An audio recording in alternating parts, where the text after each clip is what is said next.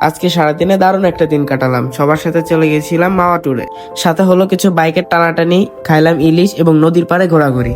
তো সব মিলে কি কি অ্যাক্টিভিটিস করছি আজকে তার কিছু অংশ তুলে ধরার চেষ্টা করবো আজকের এই ভিডিওতে। আসসালামু আলাইকুম এভরিওয়ান। তো কি অবস্থা সবার? আজকে ছিল রয়্যাল এনফিল্ডের অফিসিয়াল একটি ট্যুর। তাই আমরা সকাল সকাল বেরিয়ে পড়ি ফরিদপুর রয়্যাল এনফিল্ডের শোরুমের উদ্দেশ্যে। আমাদের বলমাই থেকে আমাদের দুইটা বাইক, রুবাই ভাই এবং আমার ভাইয়ের বাইকটা নিয়ে আমরা ফরিদপুর উদ্দেশ্যে রওনা হয়ে যাই প্রায় সকাল 9টার দিকে। অলমোস্ট 9:30টার দিকে আমরা শোরুমের সামনে চলে আসি এবং অলরেডি অনেকেই বাইক নিয়ে চলে এসেছিল আমাদের এখানে জয়েন করার জন্য। দেন এখান থেকে আমাদের বুঝিয়ে দিচ্ছিল যে আমরা আজকে সারাদিন কি কি অ্যাক্টিভিটিস করব। দেন আজকের রাইডে যারা যারা যাবে সবাই এখানে জয়েন করে এবং এখান থেকে কিছু ফটোশুটের মাধ্যমে আজকের রাইড এখান থেকে আমরা শুরু করি। ফরিদপুর থেকে ভাঙা যাওয়ার রাস্তার দুরবস্থার কারণে আমরা গ্রামের মধ্যে দিয়ে একটি রাস্তা দিয়ে হাইওয়েতে যাচ্ছিলাম। আমাদের জুম্মার টাইম হয়ে যাওয়ার কারণে আমরা সরাসরি চলে আসি এই সূর্যনগরের সুন্দর মসজিদটাতে।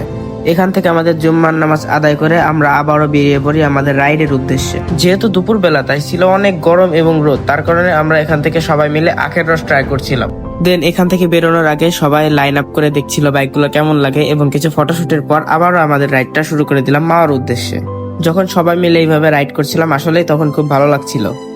তারপর হাইওয়েতে উঠে সবাই একটু টানাটানি করে দেখছিল এবং মজা করছিল বেশ ভালোই।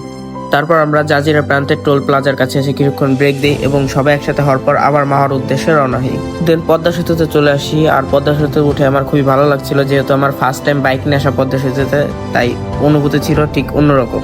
দেন আমরা সেতু পার হয়ে মাওয়া প্রান্তে চলে আসি এবং এখন আমাদের লাঞ্চ করার জন্য আমরা হোটেলের দিকে যাইতে থাকি। আমরা মাওয়া ঘাটের কাছে এসে নিরালা হোটেলে ব্রেক দিই। এখান থেকে আজকে আমাদের দুপুরের খাওয়া দাওয়া শেষ করব। তখন ওই হোটেল থেকেই আমাদের সবার জন্য ইলিশ মাছ পছন্দ করা হচ্ছিল। ফার্স্টে মাছ কেনার পর এখন এগুলো বাইরে নিয়ে এসে কাটাকাটি এবং ধোয়াধুয়ির কাজ সম্পূর্ণ করা হচ্ছিল।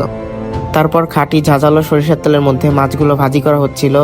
আমি একটি ভাজির নামে যে শয়তানি করে আসলাম। দেন খাবারগুলো আমাদের টেবিলে দিয়ে গেল এবং আমরা সবাই মিলে আমাদের দুপুরের লাঞ্চটা কমপ্লিট করে নিলাম। দেন আমাদের খাওয়া দাওয়া শেষ করে আবার আমরা পদ্মা সেতুর এই পাশে চলে আসি। হঠাৎ প্রচুর বৃষ্টির কারণে আমরা টোল প্লাজার এখানে আসি, সবাই মিলে একটু ব্রেক দেই যেন না ভিজে যাই। তারপর চলে আসি সেতুর নিচে এই নদীর পাড়ে। এটা ছিল বেস্ট একটি সুন্দর জায়গা। এখান থেকে আমরা ঠিক একদম সেতুর নিচে যাচ্ছিলাম আর এইখানের সৌন্দর্য ছিল একবারে মনোমুগ্ধকর। এখানে আমরা প্রায় 1 ঘন্টার বেশি টাইম সময় পার করি। সবাই মিলে এখানে আড্ডা জমা দিয়েছিল ভালোই। দেন আমরা এখানে সন্ধ্যা পর্যন্ত আড্ডা দেই এবং সন্ধ্যা লাগার পরে সবাই আবার বাসার দিকে রওনা দেই। অনেক বৃষ্টি শুরু হওয়ার কারণে আর কোনো ফুটেজ নেওয়া হয়নি। তো এই ছিল আজকের ভিডিও। আল্লাহ হাফেজ, দেখা হবে নতুন কোনো ভিডিওতে।